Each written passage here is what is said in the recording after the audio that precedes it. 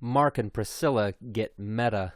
Their foundation just acquired a search engine that researches research. Whoa. The Hustle, Tuesday, January 24th, 2017. Brought to you by Taylor Stitch. Mark Z and Priscilla C make their first move. When Mark Zuckerberg and Priscilla Chan started the Chan-Zuckerberg Initiative, CZI, just over a year ago, they pledged to spend $3 billion over the next decade to cure all disease. Yesterday, the philanthropic organization made its first acquisition to help accomplish that goal, buying Meta, a science search engine that makes it easier to find and keep track of the latest academic research. How does Meta work? Meta indexes all the scientific research available, then uses AI to read everything and spit out the important stuff you need to know from sources you can trust, as opposed to whatever comes up first on Google or Bing. Gotta be at least one Bing user out there. CZI intends to improve the overall product before making it free for everyone in the coming months. Who will this benefit? First and foremost, this helps scientists, who are currently overwhelmed by information. Not only are they expected to stay up on date on more research than is humanly possible, scientists publish 2,000 to 4,000 new papers per day about biomedicine alone, but there's no easy way to search or aggregate any of it, so Meta will ease that burden dramatically. In addition, here are two other groups who will benefit: universities and foundations. By making it super easy to spot trends and get in touch with authors, funding organizations can make better decisions on what research to back and where to put their resources. Students, no more Googling scientific terms and citing some research paper from search results page number 9 that may or may not be hashtag fake news. The perks of being an LLC. When Marky Mark and Priscilla doesn't really work for her name, does it, decided to make CZI an LLC, they took some heat for diverging from the traditional structure of a charity. However, the main reason they went to the LLC route was that it allows them to acquire for-profit companies like Meta, make their technology accessible to everyone, and put the money it earns back towards its cause. So it looks like it's going to start paying off, literally. Social media. Knowledge is power. The curious case of the traffic cam. If you've ever gotten a traffic cam ticket, the procedure is usually pretty straightforward. It comes in the mail, you pay it. No questions asked. Well, when Associate Law Professor Adam McLeod received a traffic cam ticket with a signed affidavit and a photo of his car at the scene of the crime, he started asking questions, and he found himself down a legal rabbit hole that made him doubt the legitimacy of the whole operation. Because the thing is, he wasn't driving at the time. McLeod had presumably loaned the car to a friend or family member. He doesn't disclose their identity, and had a legitimate alibi of a faculty meeting during the incident. Yet, there his name was on the affidavit, so he decided to fight. "It's the principal, Diane," we imagine McLeod yelling from his smoke-filled study, his family begging him to just drop it. But nobody messes with McLeod. After being found guilty in municipal court, McLeod appealed to the county-level circuit court, where he faced off against the police officer who signed the affidavit. The officer explained that a mysterious third-party corporation called American Traffic Solutions operates the camera system and gets paid for suggesting which photographs to enforce action against the vehicle's owner, not the driver. Ultimately, McLeod got the officer to admit that he had signed the affidavit, asserting that McLeod had violated traffic laws without having any photographic evidence of him driving, not being present at the scene of the crime, nor knowing where McLeod was at the time of the violation. Case dismissed. So sure, he beat the law. But this guy made a mountain out of a molehill, right? McLeod definitely strikes us as the type to pull out his pocket constitution at parties, but he's got a point. Traffic cams expedite the legal process by providing evidence of violations without eyewitnesses, which, in some ways, is great. It saves resources on routine traffic stops, so police can spend their time keeping us safe from dog nappers, cat burglars, and people stabbers.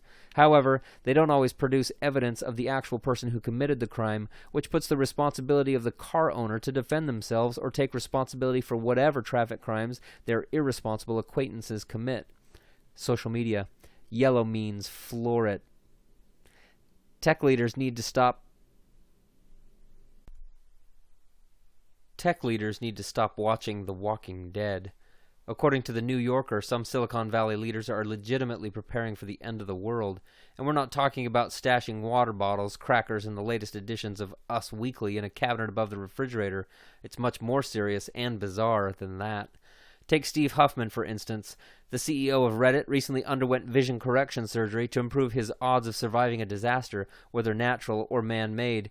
If the world ends, and not even if the world ends, but if we have trouble, getting contacts or glasses is going to be a huge pain in the ass, he said. Without them, I'm effed.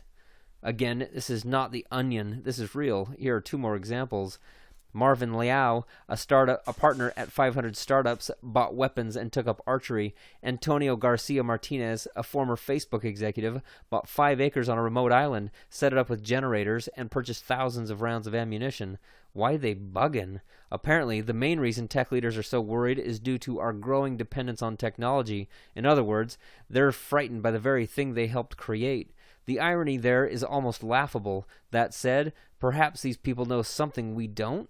Huffman's getting freaking eyeball surgery. Elon Musk won't stop going on about how we're living in a simulation. Makes you wonder if we all missed some e-course on the rapture or just didn't get invited to it. Social media. 2 ticks to the rapture, please. Google struggles to find its voice. After 5 long, updateless years, Google is finally giving its phone replacement service, Google Voice, some love. The goal of Google Voice is to create one number for life via a single phone number tied to its user rather than a device or location, which is ironic considering the ever-growing number of messaging apps it seems to be developing on its platform. But before we get into that, here's what's changing with Voice.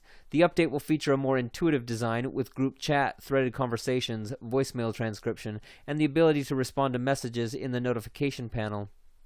Groundbreaking stuff here, people. Basically, they're playing catch-up with iMessage and pretty much every other modern chat app out there right now. But Google says it's not going to let Voice fall by the wayside again and that users can expect regular updates going forward. So wait, we're a little confused. Where does Google want us to chat? They already have Google Messenger, Hangouts, Allo, their new AI-powered app, and now Voice. Or more realistically, as Wired suggests, on WhatsApp or Facebook Messenger, where all your friends are anyway. Maybe there's some master plan in the works here, but it seems like their product teams aren't talking to each other, probably because they're all on different apps. Social media. Hello? Anybody there? A few good reads. The Great Unbundling. Straight Cherry. The internet has changed the media business forever. We all know this. However, as Ben Thompson explains, the impact of the internet and the outlook for the future differs quite a lot depending on what part of the media industry you look at. Why paper is the real killer app, BBC. With apps taking over our lives, a growing number of people are yearning for and choosing simpler, technology-free tools. Not only is this healthier, but it's also crucial to one's success in many situations. Brazil, a look into Latin America's largest startup ecosystem, TechCrunch. With a population of over 200 million people, Brazil is bursting at the seams with potential. Sure, there are some challenges, too. Antiquated labor laws, economic turmoil, but definitely a startup scene to keep an eye on. San Francisco asks, where have all the children gone? New York Times. Among the largest 100 cities in America, San Fran has the lowest percentage of children, and some folks believe that it's starting to feel like a no-kids type of city. This edition of The Hustle is brought to you by Taylor Stitch. Time to ditch the spandex. Unless you're a fitness instructor, you're probably not wearing spandex to work. And if you are, we, along with your coworkers, are begging you to reconsider. But hey, we get it. The commuter life doesn't play well with the typical business casual. If we had a nickel for every time we blew out the crotch of our khakis, we'd have about 20 cents. Lucky for you, it's 2017, and thanks to new fabric technology, you can now buy pants with seams that also transition seamlessly from the bike to the boardroom. Because Taylor Stitch doesn't stink. Literally, the clothes in their new men and women's Civic collections are stylish and smell resistant. No joke. Their co-founder Mike biked 12 miles, chopped wood, and cooked bacon, otherwise known as a Ron Swanson triathlon, in their new merino fiber t-shirt. Then he wore it to work for 12 days. And guess what, people? It didn't stink. Doesn't seem natural, does it? But amazingly, it is. Taylor Stitch's entire commuter line, from chinos to chambrays, is made from a custom merino-based fabric that is naturally renewable, biodegradable, flexible, and practically odor-proof. So go ahead, take their collection for a spin and support sustainable travel and style. Or don't, and smell bad. The Hustle. Subscribe, jobs, advertise, ambassadors, events. Kendall, let me clear my throat. Baker, writer. Lindsay Quinn, a movie that lives up to the previews. John Havel, backseat editor. Oren Jewison, paternity suit researcher. You opted in by signing up, entering a giveaway, or through divine intervention. 1381 9th Avenue, San Francisco, California, 94122. In the United States, 415-506-7210.